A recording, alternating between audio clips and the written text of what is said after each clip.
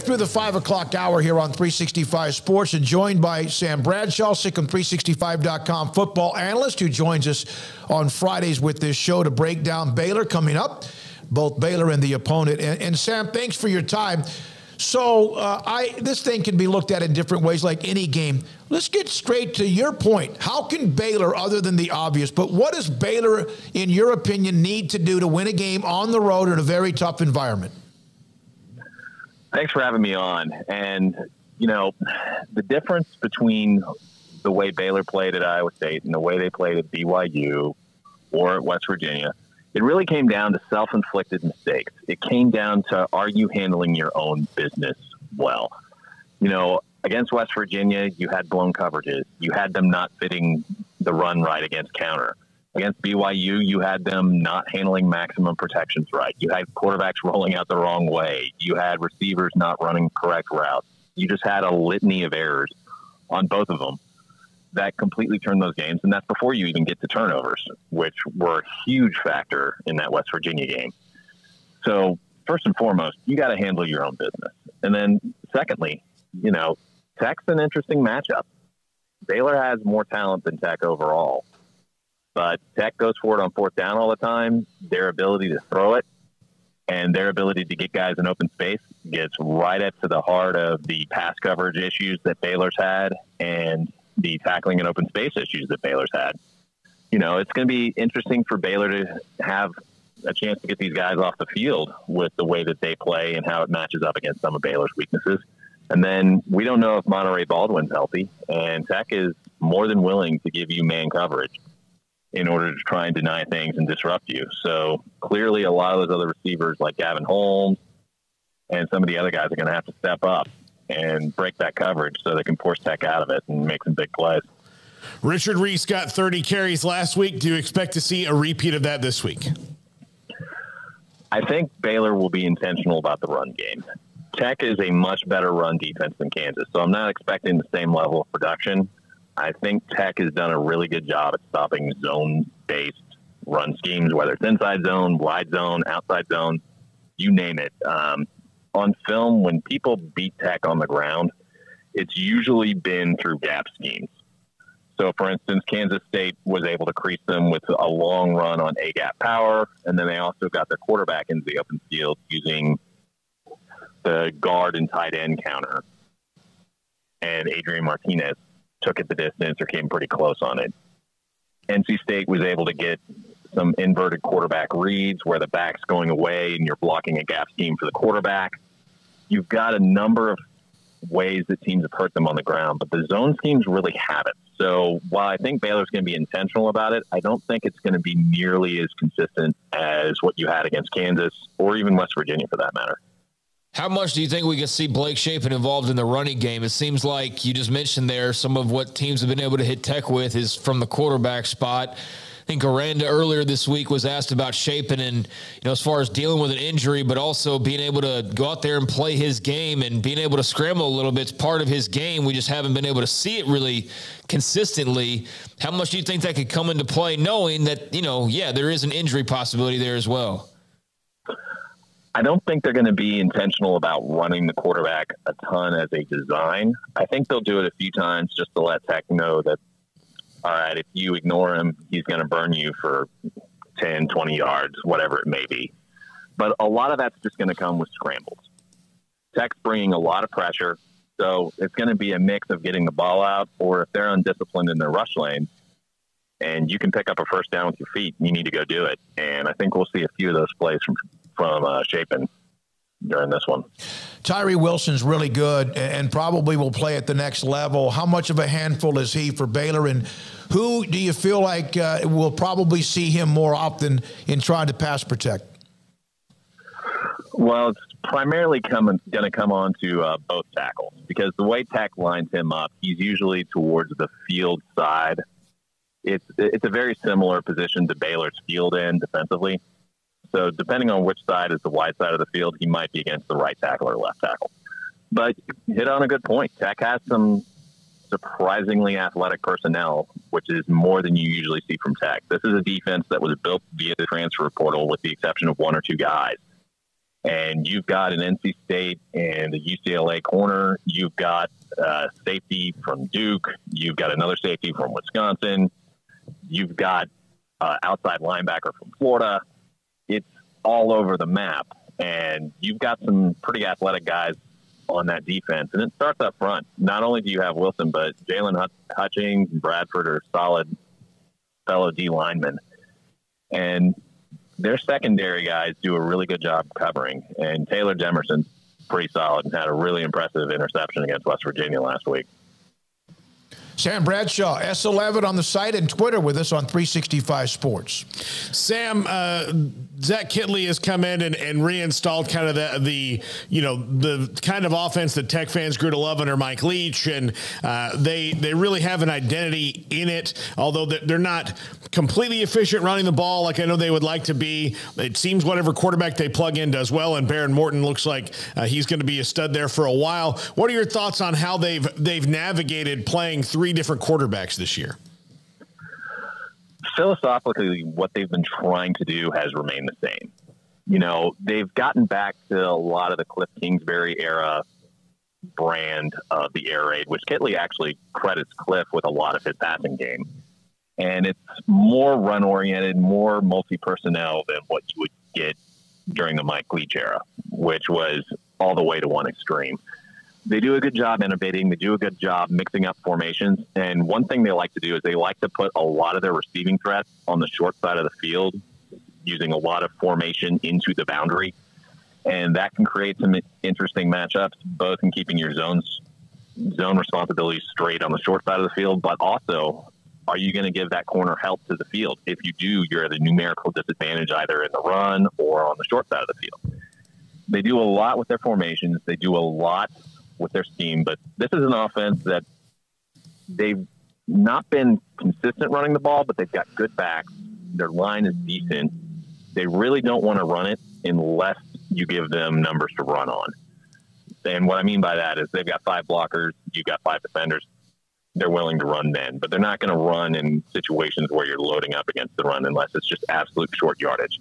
And usually then they've got a little bubble screen or a short hitch route RPO where the ball can just come out of the quarterback's hand.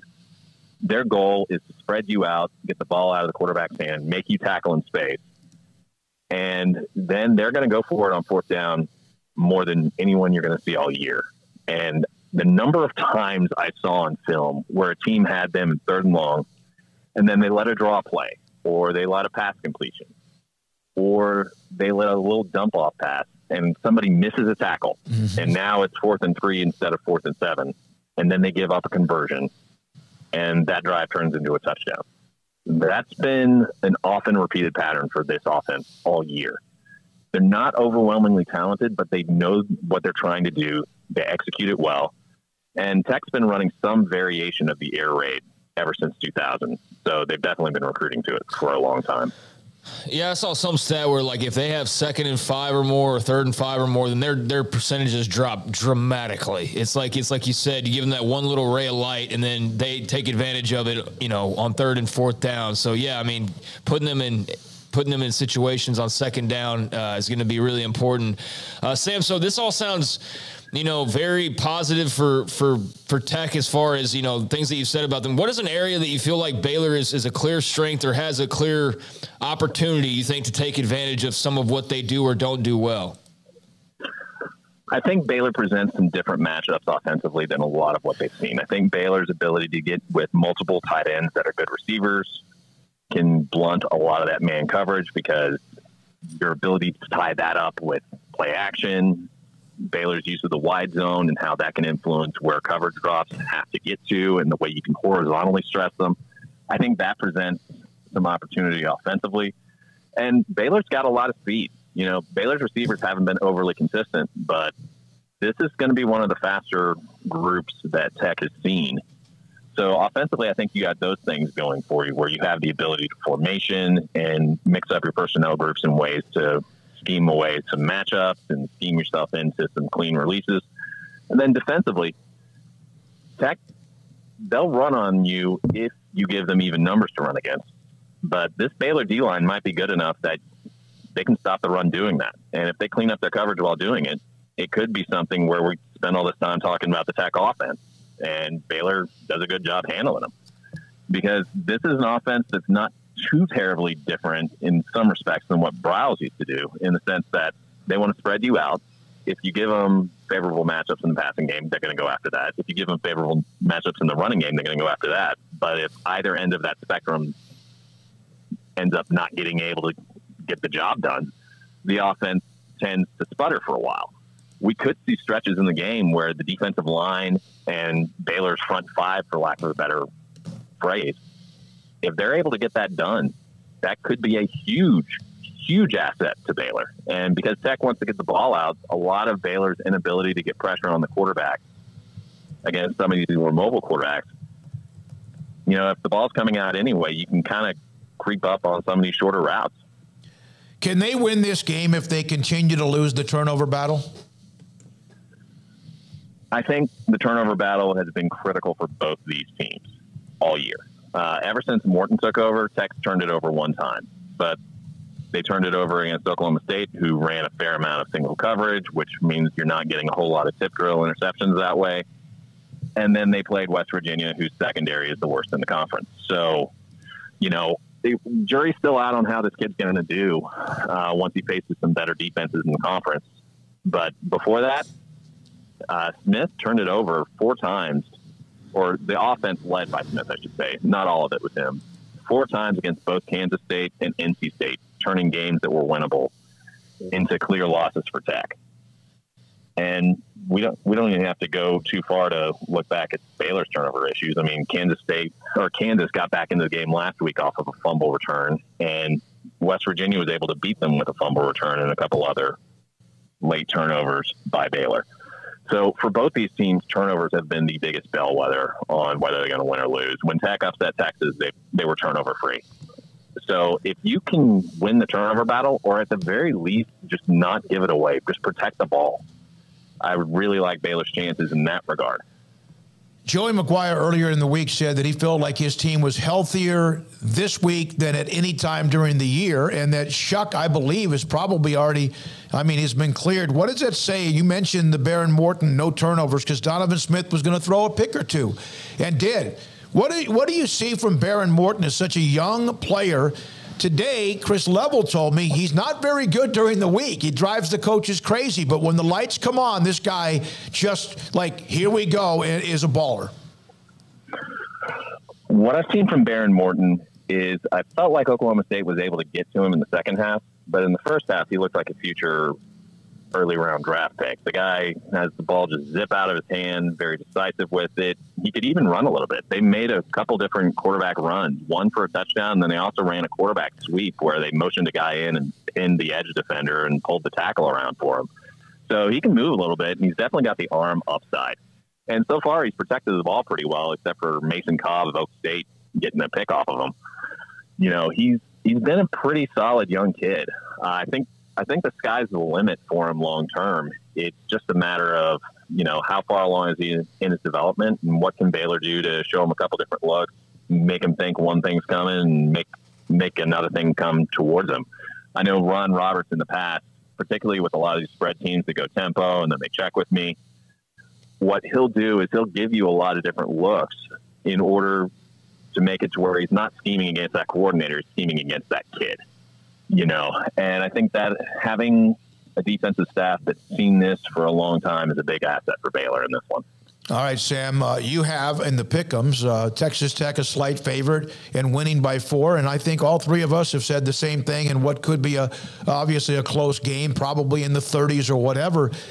In the end, if Baylor can somehow go into Lubbock and clean up some problems, and maybe Texas Tech poops a little bit, what would a win on the road against Lubbock in that environment mean for this team going forward, in your opinion? Or is it just, okay, this is this week and next week changes? In some respects, the Big 12 is what it is this year. Every single week is going to be a war. So it's not going to change your outlook week to week. But in terms of your ability to get to bowl eligibility, get to a bowl faster, in terms of your ability to answer some nagging questions on, you know, how are you going to handle these young receivers having to stand up? How are you going to handle your pass coverage? How are you going to handle being able to tackle well in the open field? How are you going to handle the turnover battle? Things that have plagued this team throughout the year.